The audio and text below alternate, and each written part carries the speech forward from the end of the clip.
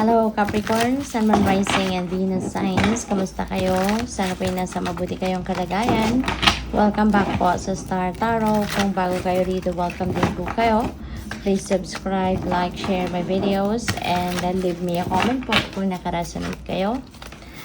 So, this is your situation. Ito po yung inyong challenge. Ito po yung inyong advice, and ito po yung inyong outcome, si High Priestess. So, yung sitwasyon po ninyo sa ngayon, napakaganda. Kasi, it's time for success. No? May tagumpay dito na makakamit kayo or nakamit. At maaaring yan ay tagumpay na pwedeng on a personal level or pwede rin naman na ito ay tagumpay ng buo ninyong pamilya, no? And there is an upcoming celebration dito, no? Related siguro ito dito sa tagumpay ninyo or sa tagumpay ng pamilya, no? Kaya magsasalo-salo, mayroong kasiyahan, no? Yung ganon. And you're going to enjoy each other's company rito, no? Celebrating, being grateful of this blessing, no? Na nakamit ninyo. Pwede rin dito na merong pwedeng meron ditong social gatherings, and that is because siguro meron din kayong parang merong kasalan dito kasi mga sila, yung parang dress, no? Na pang party or nakadress na yung formal attire, no, sa kanila. So pwede rin na may kasalan, may engagement, no, dito na magaganap for some of you. So pwedeng kayo yon, no, na ikakasal or may engage, or possible na kayo ay maiimbitahan, no, sa kasalang ito or sa okasyong ito. So yung challenge po ninyo ay si Star, which signifies na pwedeng kulang kayo ngayon ng motivation, kulang kayo ng parang confidence, no, sa sarili ninyo. Kaya siguro kung meron man kayong iniisip na bagong gagawin or meron kayong bagong plano, no, na binubuo sa ngayon, pwedeng nagdadalawang isip kayo about this. Kasi baka yun nga, parang kulang kayo ng less motivated kayo, parang nawawalan kayo ng lakas na loob, diba? Na panghihinaan kayo ng loob. Pwede rin na parang nagdududa kayo rito sa inyong kakayanan or sa baka yung plano itself, no, yung pinagdududahan ninyo. So that is possible. Yung advice sa inyo, King of Swords. So, there may I need for you to talk to someone. Pwedeng kailangan ninyo rito na meron kayong makausap, maybe a professional na merong expertise sa kung ano man area, no, na nagkakaroon kayo ng pagdududa sa plano ninyo, sa ideas ninyo, or sa gusto ninyong gawin, no, or maybe siguro sa kakayanan ninyo. So kailangan ninyo rito siguro na makakausap, na mahihingian ninyo ng advice para nang sa gayon, no, magkaroon kayo ng linaw sa isip ninyo, magkaroon kayo ng para lang siguro, no, na baka pwedeng makapag-advise sa'yo kung ano nararapat mong gawin para maibalik mo yung tiwala mo sa sarili mo, sa kakayanan mo, diba? Kasi baka yun ang pinoproblema ninyo. So, baka nagdududa kayo sa inyong capabilities. Yung gano'n. Baka iniisip ninyo na kaya ko ba to? Magagampanan ko ba to? Mapagtatagumpayan ko ba? Yung gano'n, no? Kaya, makakatulong sa'yo if you're going to consult with someone or if you're going to talk to someone, kasi makakapulot kasi kayo siguro dyan ng panibagong perspective, no? Bagong ideas ng iba, no? Yung ganon. And yung outcome ninyo is High Priestess. There will be enlightenment, no, coming your way.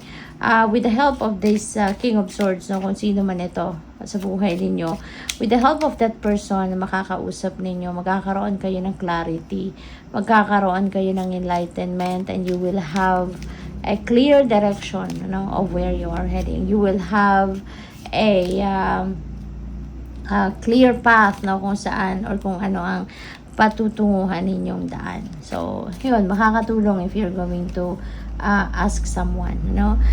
With the 8 of swords, ito yung sa 4 of wands, ano? So, feeling, kayo rito, feeling restricted, no? Dito. Meron sigurong pumipigil sa'yo. Pwedeng, kasi self-sabotage yung energy ito So, pwedeng yung negative thoughts ninyo ang pumipigil sa'yo. Maaaring nagne-negative thinking kayo, no? At yun ang nagsasabotahe sa inyo, yung negative thoughts ninyo. Not necessarily kasi na meron taong kumukontra sa'yo dito, not necessarily na meron mga taong pumipigil sa'yo na gawin mo kung ano yung gusto mong gawin. Feeling ko na this is just negative thoughts ninyo that is getting in your own way. Okay? We have 6 of wands, no? So, this is tagumpay. You know, you will be able to surpass, no, ma-overcome mo kung ano man itong mga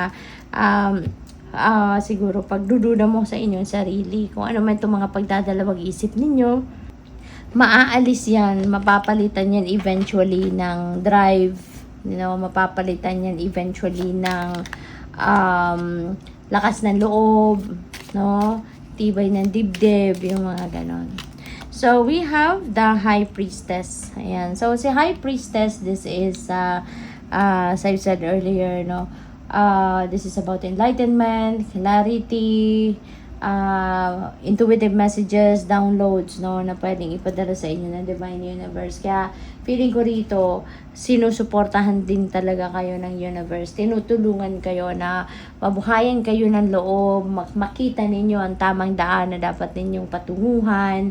Yung mga ganun ba, no? Kaya feeling ko rito, magkakaroon kayo ng linaw talaga, no, sa isip ninyo at ma-figure out ninyo dito kung ano talaga ang nararapat ninyong gawin or where you need to go, no? So, sa High Priestess, we have 9 of Swords. Ayan. So, kayo mag-alala, no? Kasi yung energy na to, no, na stressed out, nagka-anxiety, nalulungkot, nag-overthink, you know, ma-address yan, matutulungan kayong ma-address na kung sino man itong lalapitan ninyo, no, that embodies the energy of King of Swords, no. That person is going to bring you clarity, that person is going to help you na magkaroon kayo ng malinaw na kaisipan, at magagawa ninyo dito kung ano ang dapat ninyong gawin. Makukuha ninyo dito yung enlightenment, no, na kailangan ninyo na makakatulong para magkaroon na kayo ng clear direction sa buhay, no?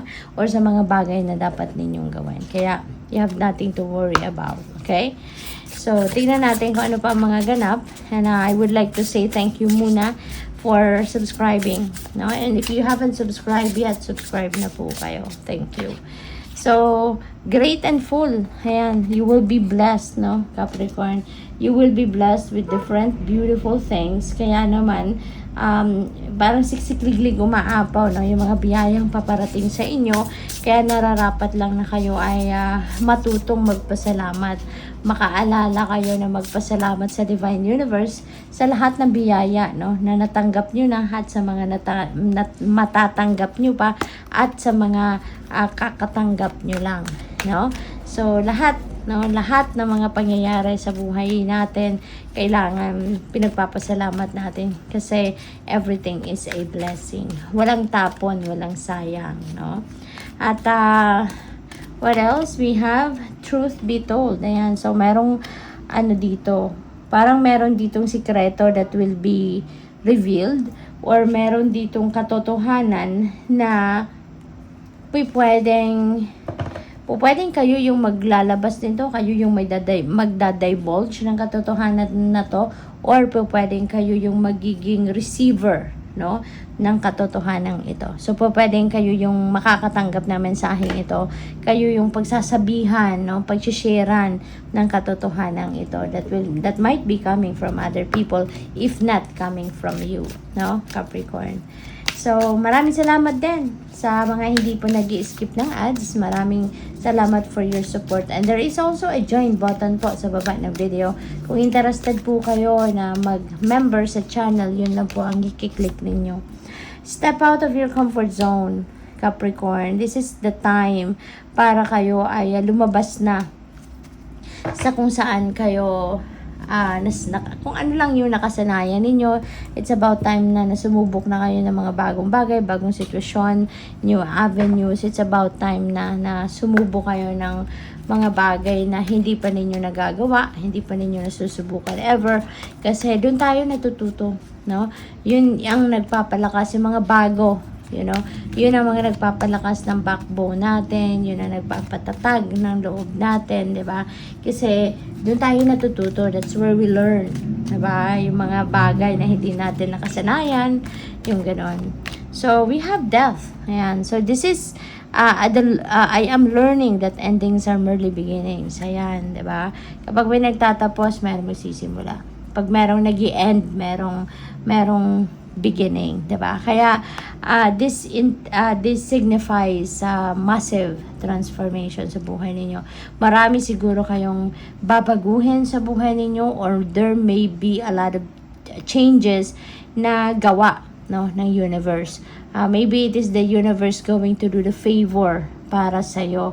Kasi pwedeng may mga sitwasyon sa buhay ninyo na dapat baguhin, pero hindi ninyo ito ginagawa ng paraan, hindi ninyo binabago, hindi ninyo ini-improve, 'di ba? Kaya ngayon, maybe it is the universe is going to do it for you. The universe is going to do a favor sa inyo para baguhin ang inyong sitwasyon. So, yun ang napipick up ko dyan. Good luck. Thank you for watching. Love and light. Namaste.